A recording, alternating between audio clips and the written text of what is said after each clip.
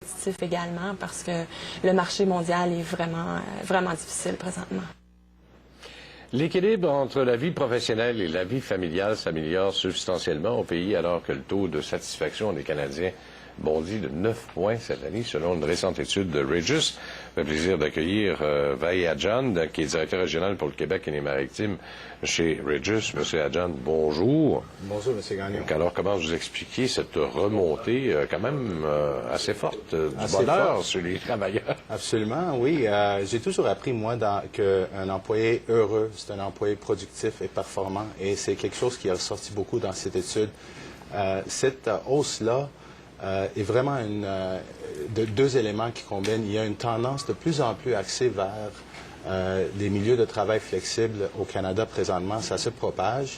Et deuxièmement, les entreprises sont de plus en plus ouvertes à accepter leur employé de travail à partir de la maison ou à partir d'un milieu de travail flexible proche de chez eux, donc qui fait en sorte que ça leur donne plus de temps avec amis et famille en augmentant l'équilibre vie-travail. Bon, oui, c'est extrêmement important. On en parle souvent de cet équilibre travail, vie familiale, particulièrement chez les jeunes professionnels, mais également chez les professionnels des petites entreprises ou les membres de direction aussi.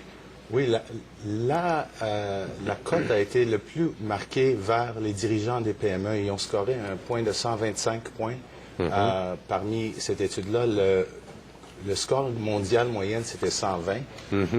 Et puis quand on regarde, 71 des dirigeants d'entreprises disent qu'ils sont plus heureux dans leur travail versus l'année dernière. À cause de ça? À cause de la conciliation travail-famille? Oui, à cause de ça. Quand on est en charge de l'entreprise, on est son propre patron. On décide où et quand travailler. On a un sens d'appartenance envers nos résultats, une certaine fierté. Donc tout ça signifie un meilleur équilibre de qualité de vie. Donc c'est perçu comme une bonne relation index vie personnelle et vie professionnelle. Est-ce que vous le faites strictement? Est-ce que ces 26 000 professionnels que vous avez interrogés sont strictement dans des PME? Ou si Non, on parle de grandes entreprises aussi? C'est 26 000 professionnels à travers 90 pays.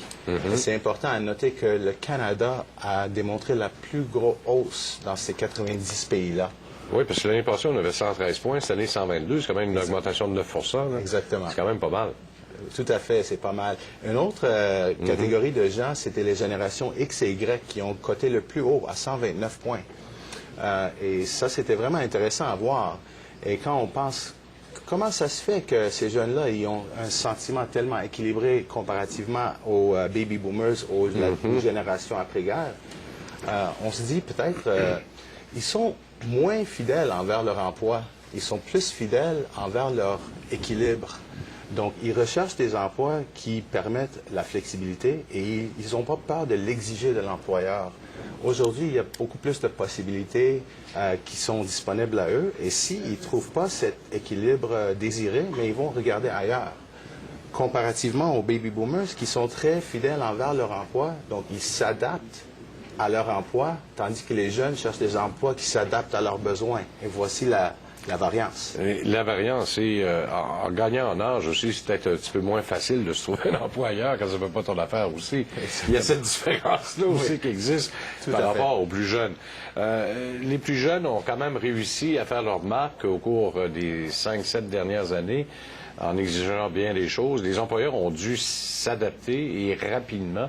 Parce qu'un changement drastique de conditions de travail en 5 ans, c'est énorme. C'est beaucoup. Là. Ça fait de la pression sur les entreprises aussi.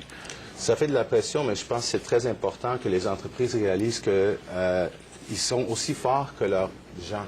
Et aujourd'hui, les jeunes, ils sont très éduqués, surtout côté technologie, technique. Donc, c'est important que les entreprises prennent la peine de passer à travers ces changements-là pour accommoder ce talent à l'intérieur de leur entreprise. Bon, et là, il y a une perception qui il va peut-être être déboulonnée. Il paraît qu'il est mieux travailler que les baby boomers. Hein? Oui, c'est ça. Parce que les baby boomers, ils ont une situation spéciale. Premièrement, la fidélité envers leur emploi est très forte.